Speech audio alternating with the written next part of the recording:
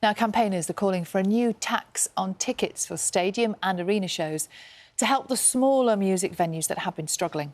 Never one to refuse an opportunity to go clubbing at 7 o'clock in the morning. Nina is at a club in Manchester for us this morning where they host live gigs. Morning. How could a place like that then benefit from this kind of extra funding?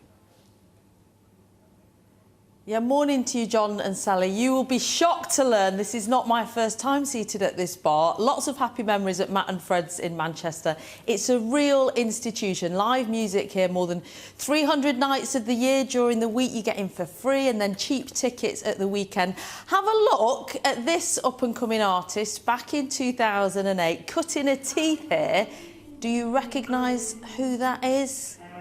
That is a very young Adele, and it just goes to show how important places are like this for up-and-coming artists to come through. Now, if you're really lucky, there will be a venue like this near you. If you're less lucky, perhaps you've seen it closing, because we're seeing more and more of that. Let me talk you through some numbers. So last year, 125 small grassroots venues like this either closed the doors for good or stopped putting on live gigs because they simply couldn't afford it.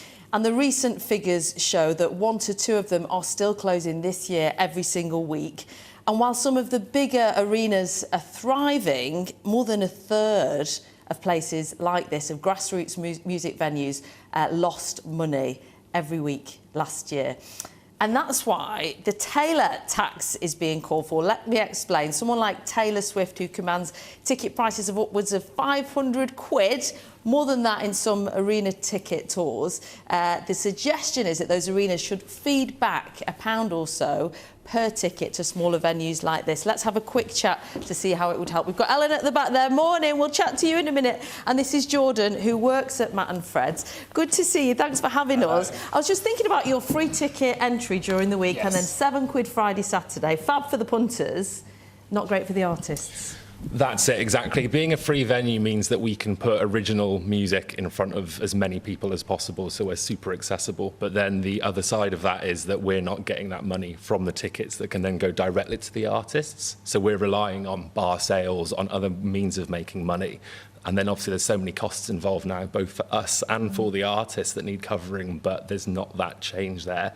So you're managing, but your concern is that you're not giving back to the creative. So if you did get that £1 coming back to you from the big arenas, where would that go? It would go straight back into the music programme, of course it would, because they deserve it. They're the ones doing the work. We're here for the music at the end of the day. We might have a bar, but we're not here to sell beer. We're here to get music out there to the masses. So they deserve, it would all go straight back to them. Of course. Really interesting. It's getting those big arenas, though, to agree, isn't it? Let's talk to Jay, who's from the Music Venue Trust. Morning to you. I'm going to play devil's advocate. I run a massive arena. I've just secured the Eagles, Adele, on my bill. Why shouldn't I keep all the money if the market means that people are willing to pay for it?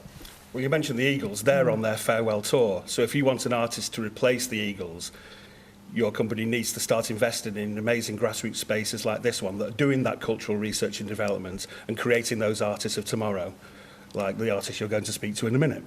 And when you've spoken to the big arenas, how receptive are they to this idea? Well, I think people are coming over to the idea. I mean, ultimately, if they want those arenas to have anything on the stage at all apart from holograms, they need to start kind of reinvesting in the grassroots sector. And that's it, because once they're gone, aren't they? Thank you very much. Let's go and speak to Ellen very quickly, who's just been warming up, getting ready for a big gig on BBC Breakfast later this morning. When you're about to go on your first tour, excuse me, let me just grab that. You're about to go on your first tour, release your first album. How important are places like this? They're absolutely essential for artists like me. The grassroots venues, especially in Manchester, especially sizes like this, really, really important springboard for people like me. And in terms of getting by at the moment, you've got rent to pay, you've got equipment, you've got your petrol when you go on tour. How tricky are things? Very tricky. There's so many expenses, and it's really difficult current environment because of various reasons, but also just not earning enough through music to make it viable. So this £1 per ticket could come back to you essentially and make this a bit more of a viable job. Completely, it would make such a massive difference. We'll let you crack on warming up. Are you ready for your big BBC Breakfast gig later on? Yeah, I think so. We look forward to hearing it over your cornflakes. So that's it. And the government have told us that they've put in around £250 million over COVID to support venues like this as part of a cultural survival fund. The problem is when we speak to lots of businesses like this who did come through COVID, who've survived and come out the other side, it's this period now where things are really starting to bite. We'll be back after 8 o'clock. Ellen will be performing for you. John and Sally, I can't hear you because, as you saw earlier, I accidentally dropped my pack, but I'm sure that will be working as well later on. Back to you. Nina, can I just say, well done, Nina. What a pro. Carrying on. And everyone thinks if you work in television, you have, like, little tiny state-of-the-art digital devices, but no. Great It's like the size of a walkie-talkie from 1977. And it clunks on the floor. Yes. Now, campaigners are calling for a new tax on tickets for stadium and arena shows to help smaller music venues. Nina is at a club in Manchester for us this morning that hosts live gigs, the kind of place... Oh, she's on the stage. She would be on the stage, wouldn't she? Nina, it's the kind of place that would benefit from what they're calling this Taylor tax. Explain. Yeah, good morning, John and Sally. Morning from Matt and Fred's, a Manchester institution, a live music venue that plays music 6 nights a week, 4 nights of the week. It's absolutely free. Fear ye not, I'm not going to sing, tempting as it is, but Ellen, Beth, Abdi is. Morning to you. Morning. Talk me through these small venues and how important they are to you. They're so important. They're a really important springboard for an artist like me who's trying to build a fan base, because that's where the community comes to listen to music. And that's what I didn't realise. The fans that stick with you through your career will see you for the first time in venues like this. Absolutely, absolutely. And you're going to play for us this morning. I So I know am. this is a bit of a slow build song, so do you want to get started and we can hear it crescendo towards the I end? will Thank do. you so much. Thank And you. good luck with your tour and Thanks first very album. much. Thank you. If you're very lucky, there will be a music venue not far from you, a bit like this. But if you're unlucky, well, you'll be one of those who've seen their venue close, because we know that it's happening in their droves. So last year, 125 grassroots venues just like this either shut their doors for good or stopped playing music because of the expense. And recent figures show that that's still happening this year. 1 to 2 venues are closing every single week. And while some bigger arenas are thriving, people paying hundreds of pounds for tickets, we know that grassroots venues, well, 38 of them reported a loss in profits instead of profit last year. And that's why the charity, the Music Venue Trust, is asking that the Taylor tax be put on. That's the nickname. What it means is about £1 from those big arena concert tickets would be redistributed to smaller places like this. We've not heard from Taylor Swift this morning, but we know she watches. So Taylor, let us know your thoughts. See if you recognise this artist that played here at Matt and Fred's back in 2017. Very young she was at that point, Adele, who went on to be a global superstar, of course, a household name. And it goes to show just how important smaller venues like this are in terms of bringing artists through the ranks. And I want you to come and meet Claire, who runs this place. Morning to you. Thank you so much for having us. It's been a real education and lots of flashbacks to standing at this bar, Claire, for me. So what are you doing at the moment to bring people through the doors, because household budgets are tight? They're very tight. So we are coming up with new initiatives. One of them is we're doing big band brunches on Saturday afternoons where you can bring your children along for free. We're doing an all-quiz music round, so it will all be about the music. And it's just trying to add that extra revenue so that we can keep the doors open and have the younger bands come through. And play. your concern is, yes, it's now established with the big brunches, for example, but you're not able to pay artists in the way you'd like to. So presumably, is that where the £1 Taylor tax will go? Absolutely, they do get a fee, but with the costs, I mean, Ellen's already said this morning about how hard it is to be a musician at this level. So if we had some funding towards that, that would go straight into the pot that would go to pay the artists. Because Ellen was telling us earlier, lots of artists she knows have to borrow from family, for example, and that just completely rules out some young people who'd want to be coming through the ranks. Claire, thank you very much. And I'll see you for the big brunch with the family. Nice to see you. Come and meet Mark, who's one of the people from the Music Venue Trust who came up with the idea.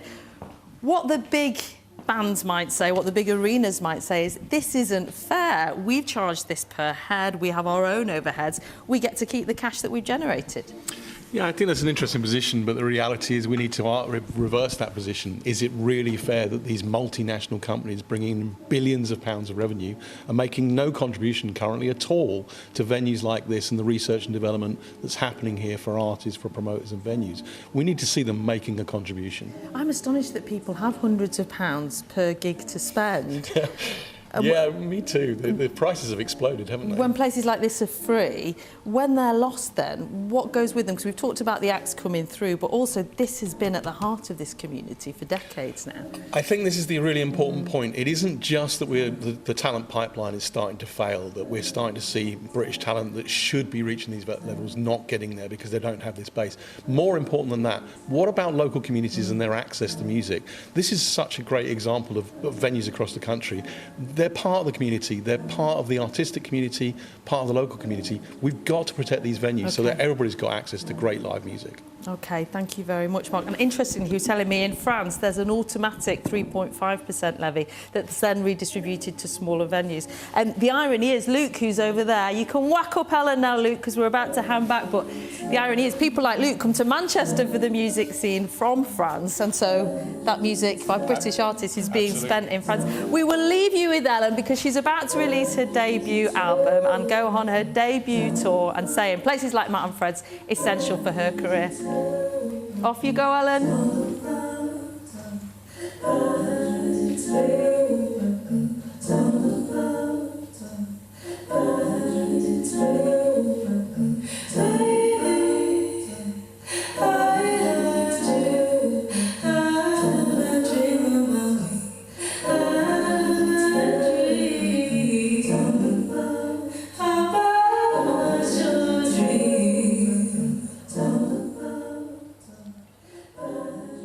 Lovely stuff. Ellen singing for us this morning. Nina mentioned Taylor Swift always watching the programme. Yes. Taylor's been in touch, as usual, but really like Nina's jacket. Oh, OK. Yeah. Does she want to know where she can get one? Yeah, something Probably, like that. yes, of course.